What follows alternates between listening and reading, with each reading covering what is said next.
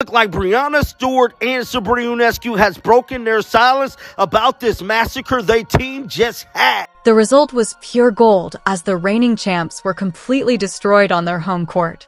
Following a 14-point defeat, Sabrina Ionescu and Breanna Stewart took the microphones.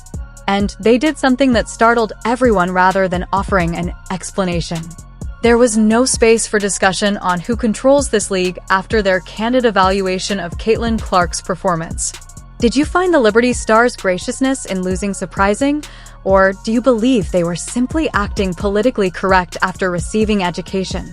The performance we saw from Caitlin Clark today against a team that started off the season 9-0, a team that is the defending champions, might have been the greatest women's basketball performance we have ever seen. That might have been the greatest showing from a WNBA player we have ever witnessed. That was spectacular. The shots she hit in this game, y'all, were something like I've never seen any other women basketball player ever come close to hitting. There are NBA superstars out there that I have not seen have a game with that. Since context is important when you're seeing greatness recognized by other greatness, let's establish the stage.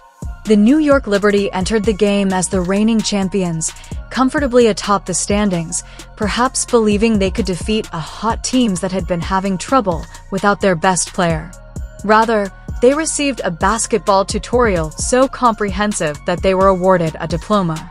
After missing 5 games due to injury, Caitlin Clark showed everyone why she is the most crucial player in professional basketball right away.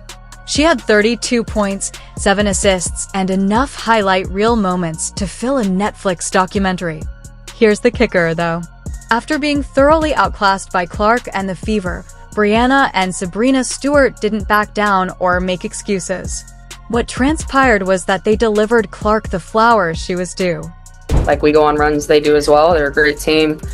So I don't think it's defeating. I think obviously we know what a great shooter she is, and I think we just gave her too many easy ones. Obviously she has great range, and her ability to get her shot off is really impressive, especially with missing some games. And so obviously on a personal level, I'm really happy to see her back out on the court, healthy, feeling good, because obviously it's important for them. But when questioned about Clark's effectiveness following several game absences without hesitation, Sabrina gave credit where credit was due.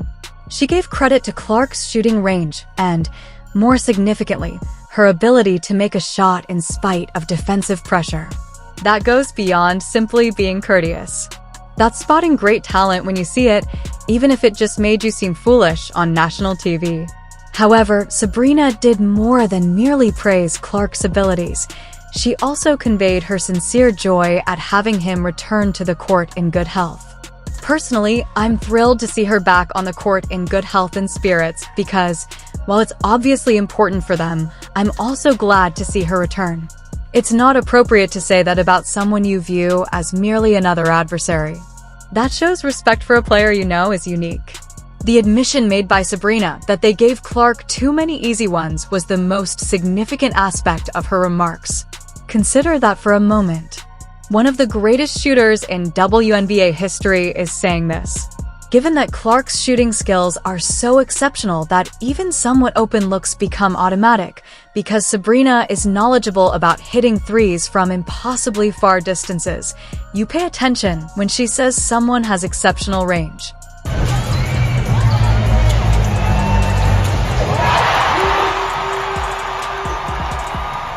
Although Breanna Stewart took a different tack, her strategy was just as respectful.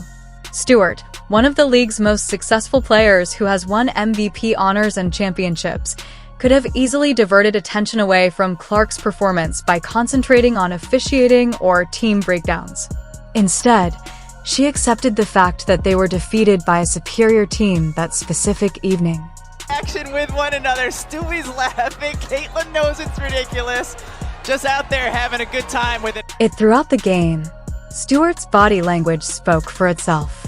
Stewart was guarding her from a distance when Clark hit that trademark 3, but instead of displaying annoyance or rage, Stewart grinned and appeared to enjoy the shot.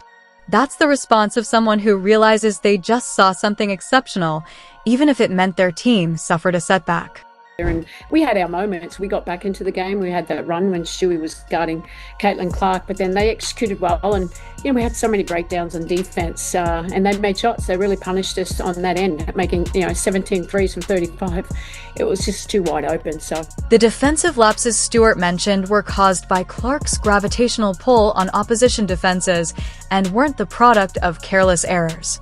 Teams must defend entirely differently when a single player can pull up from anywhere past half court and make it appear ordinary. The Liberty were forced to attempt protecting Clark without exposing everyone else, and they were utterly unsuccessful. The background of the rivalry between Clark and other WNBA players that media outlets have attempted to create makes these post-game remarks even more noteworthy.